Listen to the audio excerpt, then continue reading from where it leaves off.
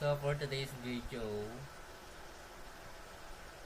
I'm recording our lab report.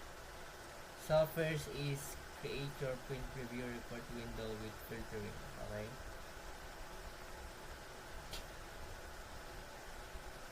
And then as you can see here, I have a preview student list. And next is multi-filtering date.